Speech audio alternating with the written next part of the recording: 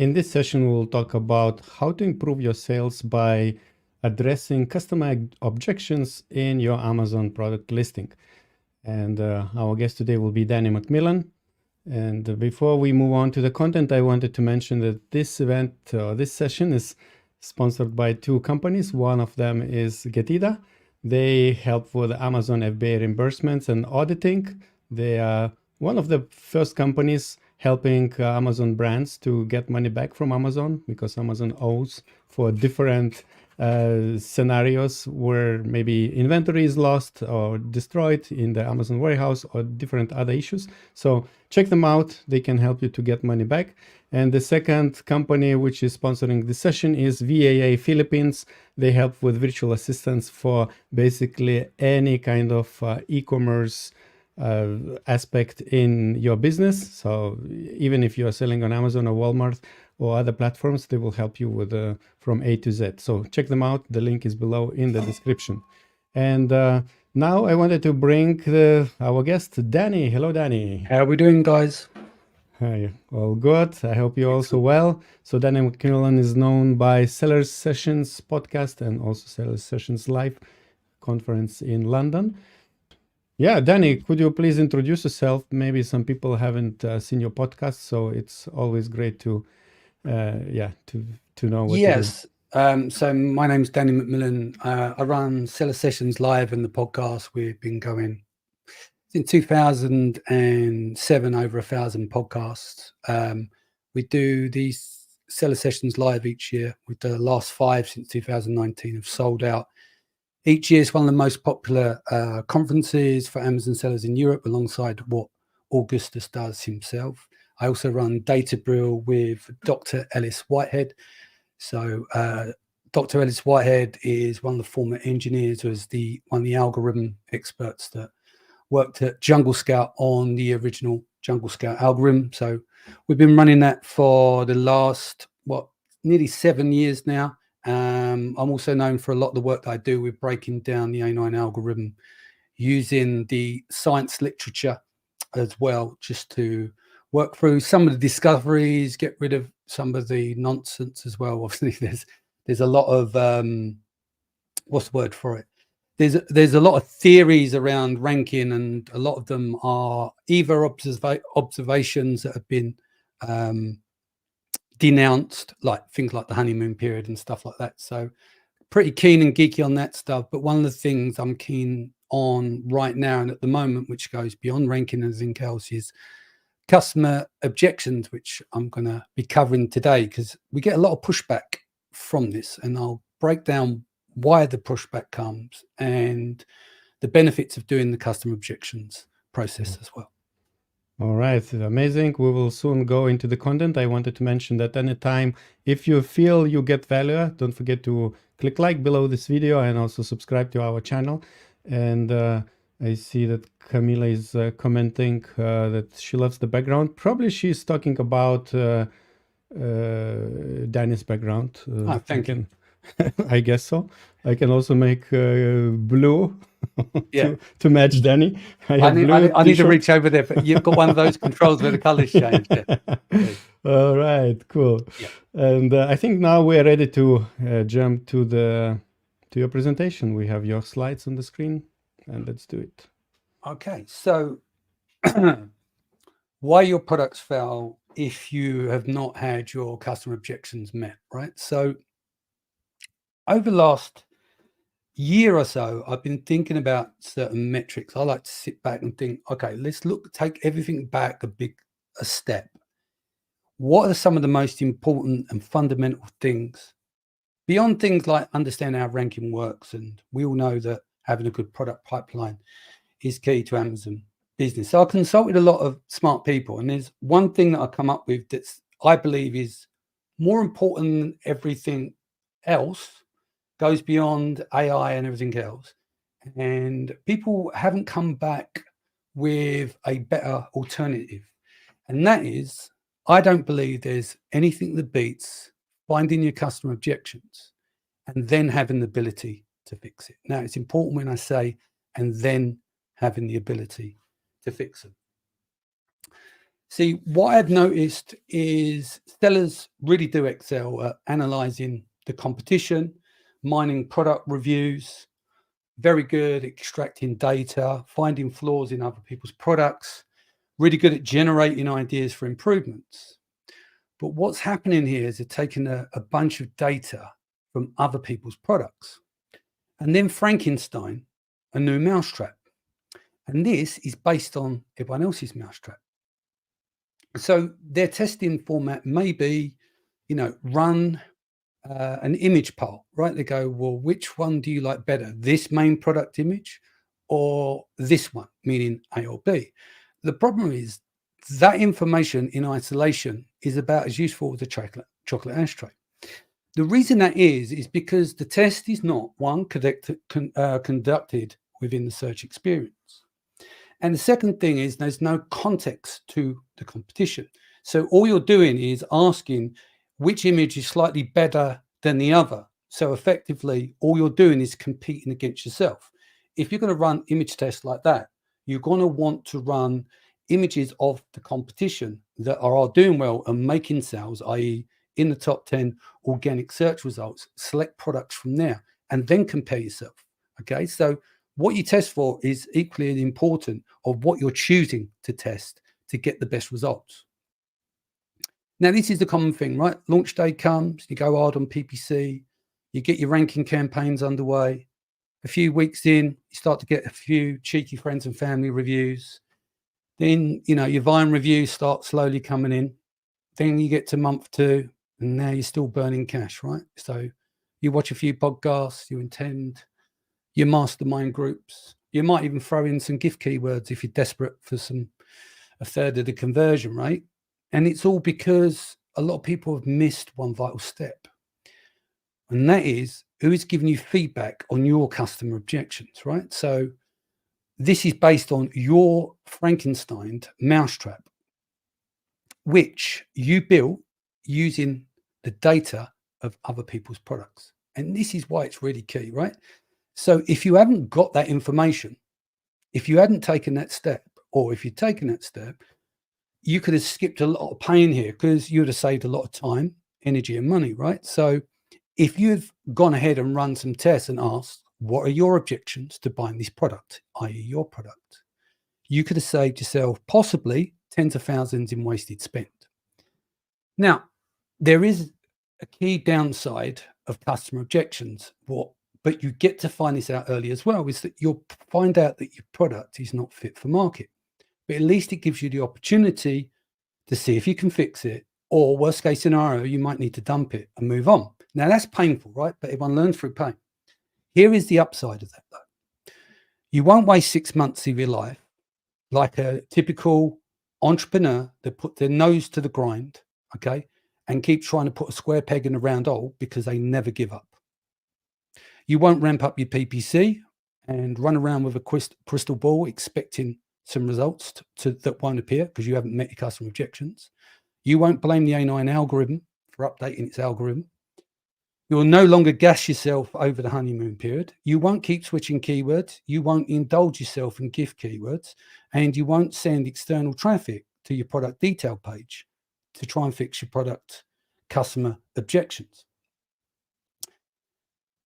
If you avoid skipping this step, your strike rate will be much higher, right? But it doesn't mean that because you've met your customer objections, here's the other side of it, it doesn't mean that each product launch is going to come out like a Drake album drop, and you're going to have a hit after hit.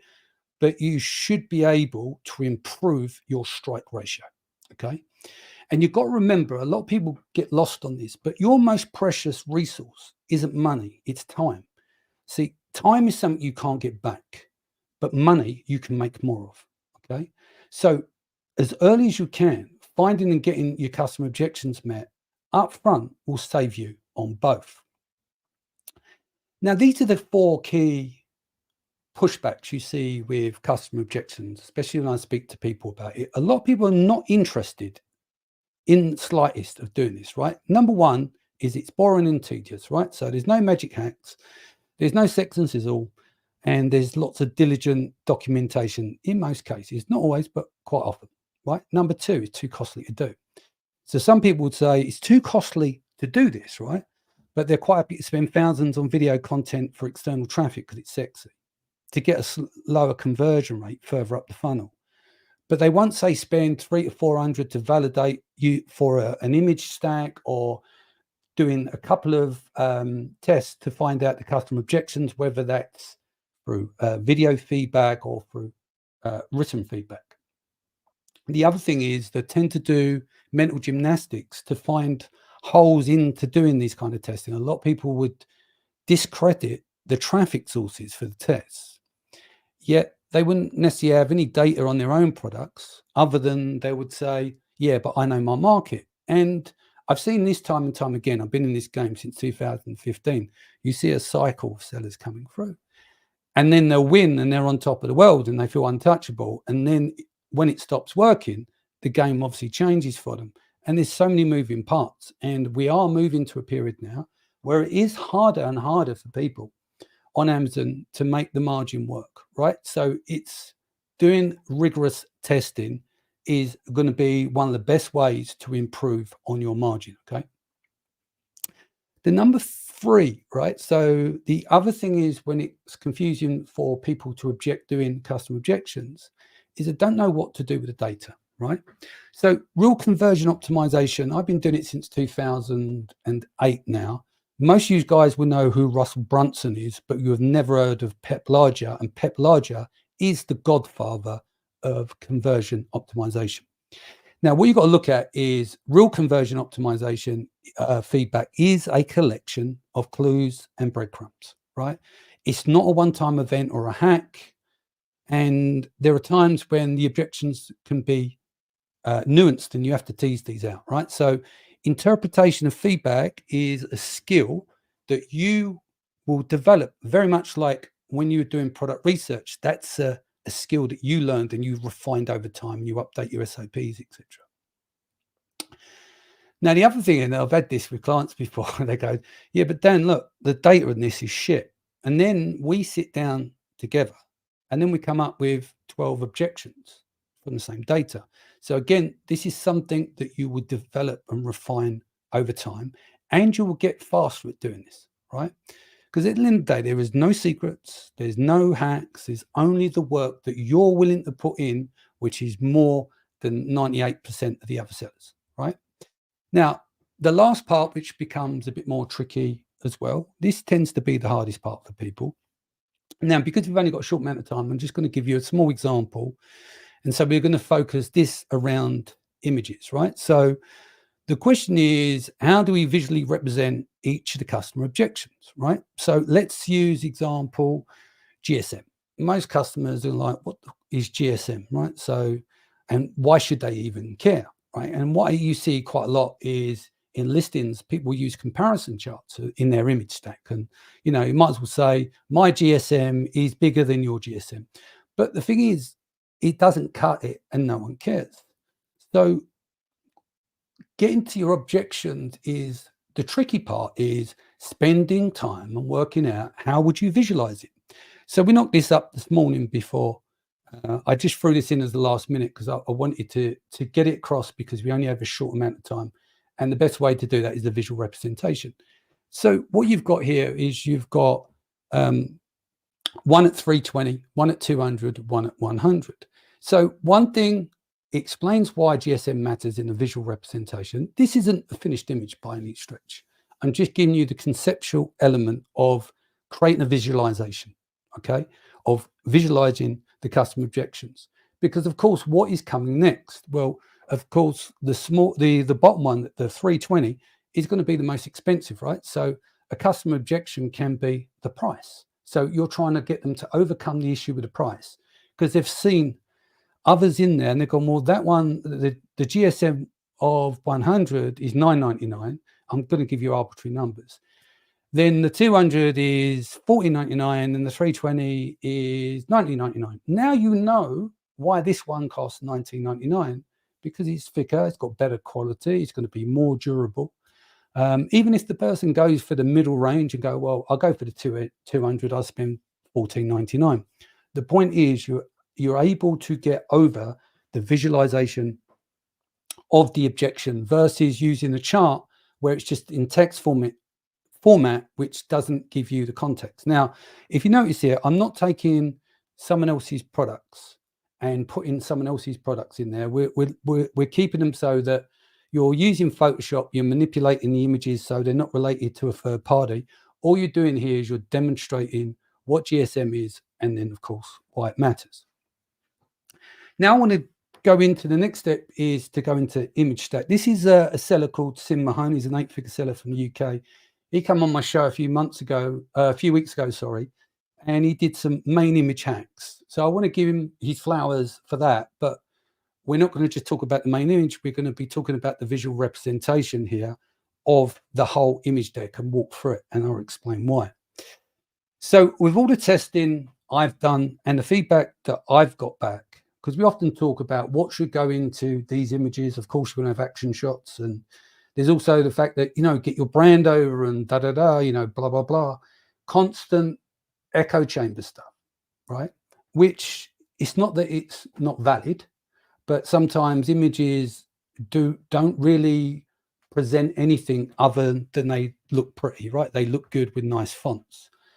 So what I've learned from this whole process and come up with is what customers are looking for is a beautifully designed online user manual that visually represents customer objections and demonstrates how they can use the product.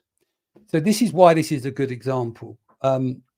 There's so much going on in here. If images come out later, and if there's a hall of fame, I think this image will go down in the hall of fame. So let's break it down, the density and what goes into this image now, and I'll break out each element. So first thing, what you can see here, it shows variations of the product. It's put lifetime guarantee, which of course is risky on the packaging on the side there.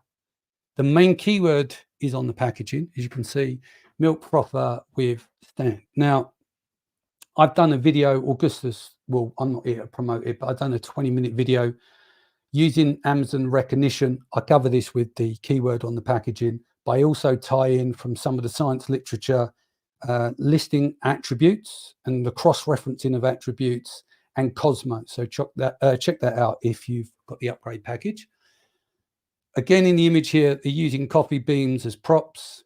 It's an action shot. Look at the way they've worked with the frother, the white on white, the way they're able to feather the variations across the top against the frother head there, which is obviously used in action. Very, very clever, very detailed, right? And of course, they've made a beautifully made cup of cappuccino, and they've got social proof on the box that says over 5 million sold, and that's all squeezed into a main image. And let's get it right, it's not all within terms of service, but they're winning. Now, one thing I haven't added to here, if you look at the top of the box, it's got a ribbon on top, so it's also presented, this is also a giftable item. Plus, it's got 80 colors in total. So there's a lot going on in that image because a lot of time and thought has gone into it. And of course, they've used a good designer to get it across. So that's the main image. Then the second image, coffee in seconds. So setting the tone for how quickly you can get results from this product, okay? It's showing the product again in use. So it's an action shot. And on here, it's zooming in on the frother head, which again is the demonstration of in use. They've got emotive wording to capture the imagination. Moving to image number 3, again, stepping up the action in use. Look how they use the contrast, right? So the milk, and they're using a natural background color that really helps make this image pop. And at the end of the day, mention the design. Again, contrast matters. Again, they're using connected language in terms of more power, more froth. If we get to this one here, this one's a bit of an odd one just because I took this from the product detail page, but it still doesn't give the impact that I want it to give. And the point here is the way that they've created the bottomless border looks really, really good, right? But it doesn't come across in this. You need to see it in situ. But it's the way that they've blended the background with the image, and it gives you that seamless transition. As you can see, prepare any drink, anytime, and there's 6 different things that you could make using this frother. This one, again, 3-in-1 function, getting the image across, it froths, it mixes, it blends, showing how the product is useful in 3 different ways. And again, they've got a good use of rounded images, and they've used that bottomless fade to white at the bottom as well. Again, simple wording in terms of 3-in-1 function. Here's an interesting one, right? So we're now going back to the old school. If we go back to 2015 to 17, when everyone was doing ebooks, and they were scarily terrible, a lot of them, right?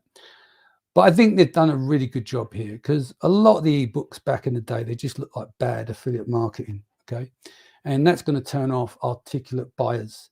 But what they've done here is very, very good. If you look and we break it down, so they've managed to get across the recipe book, the poster, the warranty, and the cheat sheet.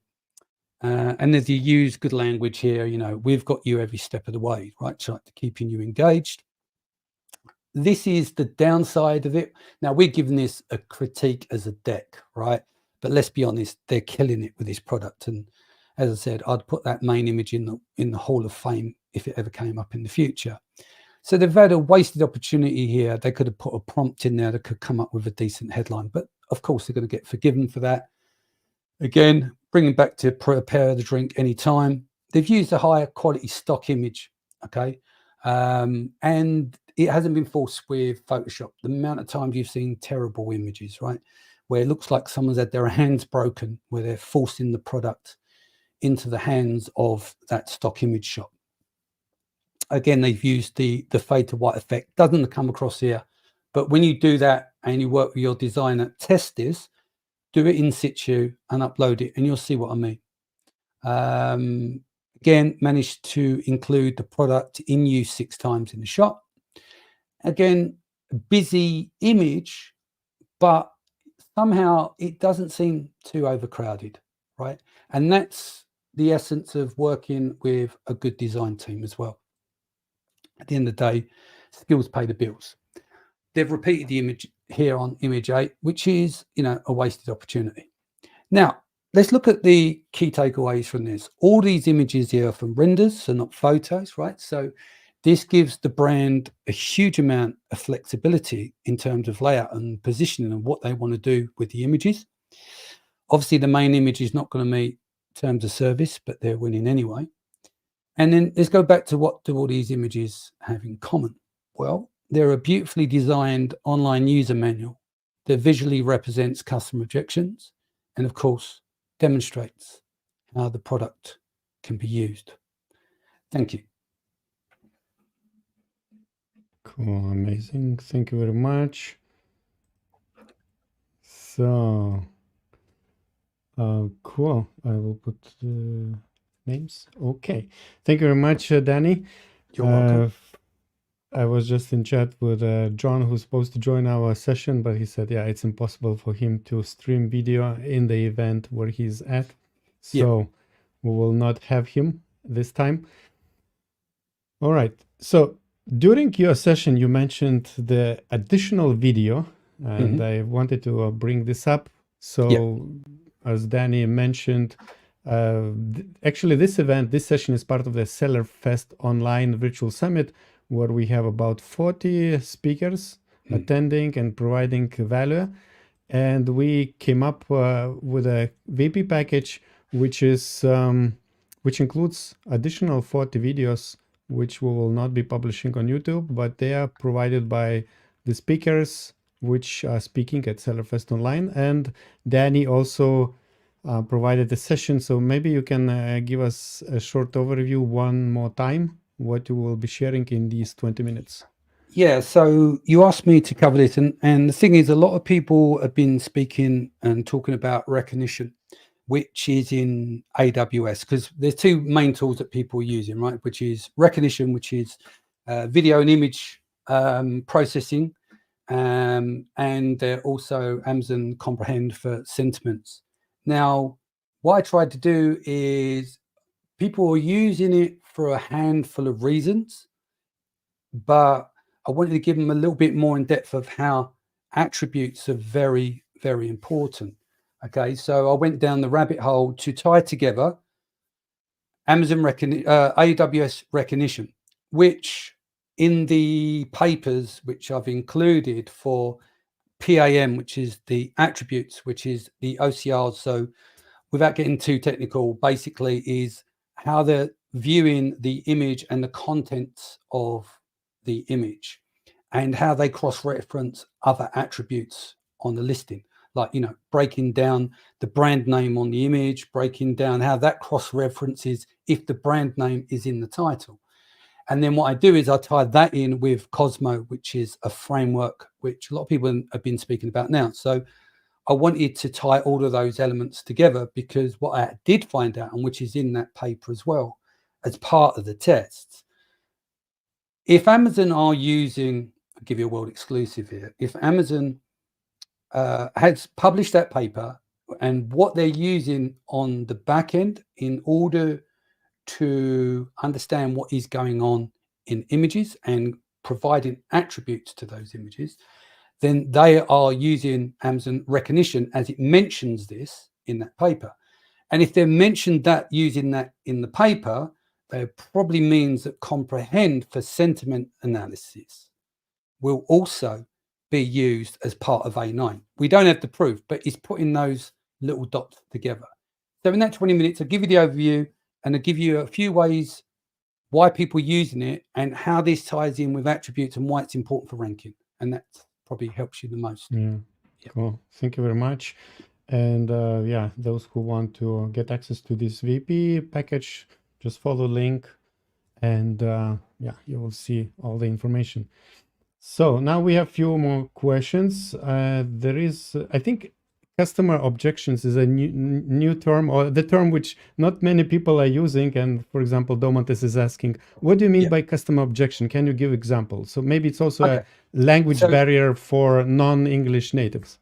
Yeah. Okay. So what a customer objection is the reason why someone won't buy your product, right? So wouldn't buy it. Buy it. Would not buy. Yeah. Okay. So if you say to someone, is an example, because people ask things in different ways. So some people might turn around and say, what do you like about this product? Which is great. They can tell you all the things, but it doesn't mean they're going to buy it.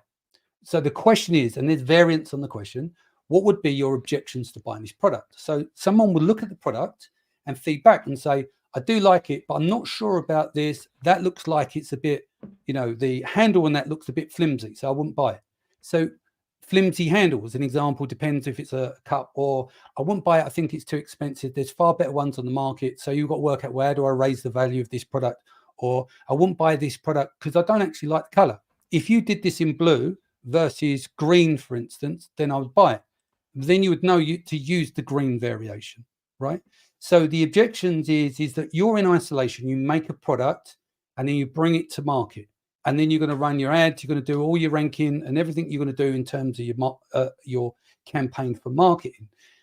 But you need to find out what is the steps, what is stopping people buying the product. And most people don't ask those questions because they think it's hard work or it's going to cost too much money to do. And you get a wealth of information. If you go to, like, there's loads of sites out there. You've got Product Opinion, you've got IntelliVive.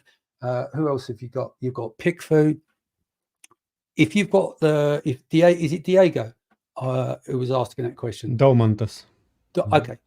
Go to one of those sites and go and get some video feedback, get 5-10 people to feedback. I know it's not a lot, but it'll give you an indication and ask the question, what would be your objections to buying this product, i.e. your product? And you'd be surprised because it's all the stuff that you don't see. And then you're able to take that information and see if you can make improvements to the product to get so people understand it. Where did you get the inspiration to manage these objections? In our case, material glass can be a problem for weight and fragility and stainless steel competitors. So to get I tell you what you can do, right? So if you know your objection here is durability, a lot of products will have a durability problem, and it's common across everything, right? You want to get that objection across. So is it reinforced glass that you got? And I don't know the product, but you're saying in here that stainless steel competitors. Now, people may prefer stainless steel over glass, or they may prefer glass. And is your glass reinforced? Because that's what you do. Can you put in there that you've conducted a drop test? Because the objection for anything that's made from glass is that it's going to be it'll break. So you need to get over the objection of how do you fix the durability? What's the likelihood? Can you drop test this product from 1 foot, 2 foot, 3 foot? Is there any certification for reinforced glass that you use? Is there any form of testing certification that you can use? Again, these are all things that will help buffer against the customer objection. Okay, we have a few more questions. Are you familiar with Schulex Voc AI, Danny? No. No, okay. Dokasar was asking, would you be able to extract? Okay, we don't know that.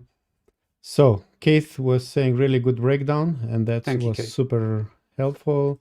And Diego is asking, how can you use this technique with product videos? Same thing again. You could use one of these third-party sites and ask for feedback. Get someone to watch the video, so you can get like a video feedback. I think Product Pinion, I would say, it's got the best technology for that. And then maybe in Tel Aviv. I'm just trying to do this from memory. Hand in the video or upload your video and then ask them for feedback on the video. They'll give you guidance, because I don't know what's the contents of your video, but they'll give you guidance of some of the way to frame the questions is really important in order to get the right information back.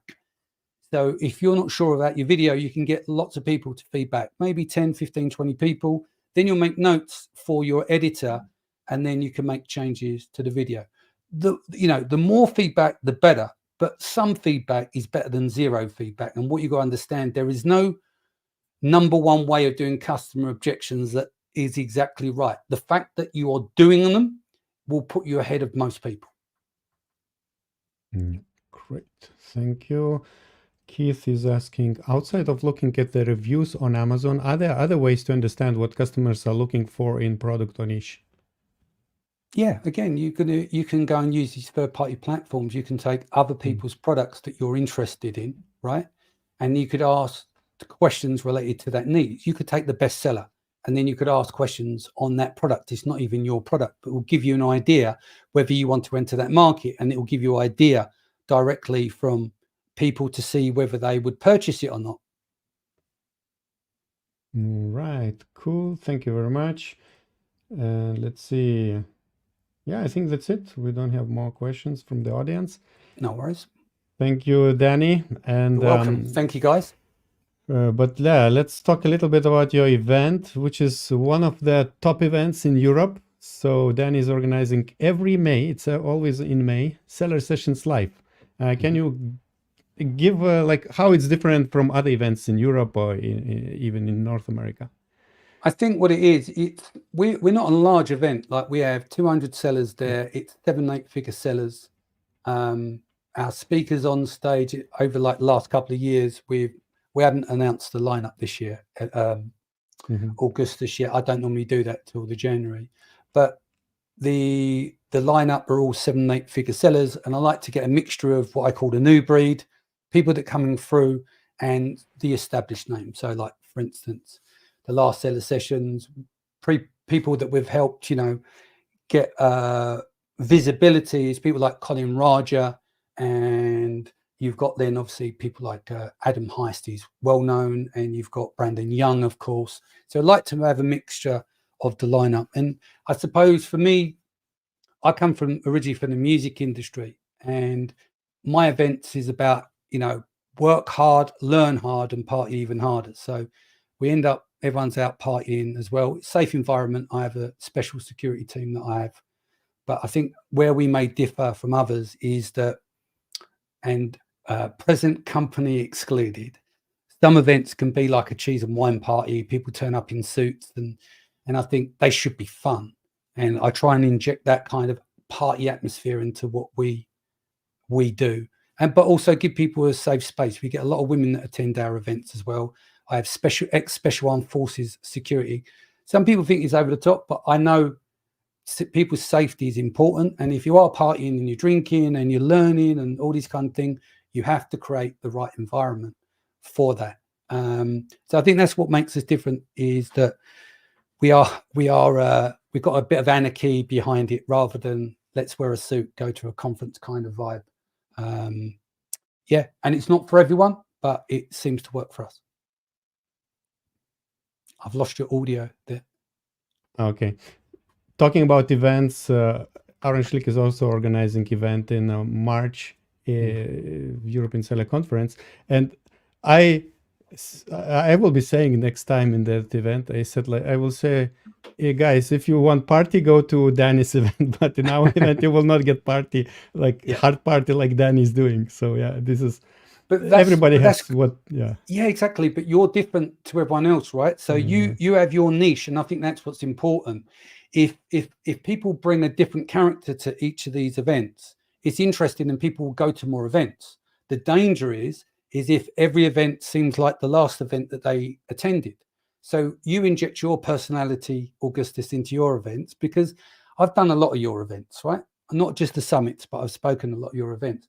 And some of your inspiration for me is that some of your morning assemblies are amazing because you've got such dry sense of humor. So you engage people that way. You make people feel very welcome, and your content's still very good as well. Do you see what I mean? But you have your own flavor, and I think that's really important. Yeah, cool. Thank you very much. And I see Kitty Lai is commenting that it was a great event in May, Kitty, nice Seller Sessions Live in London. And we have two more questions from Keith. You mentioned ranking. How will Cosmo affect A9 algorithm? What's the best way to rank today?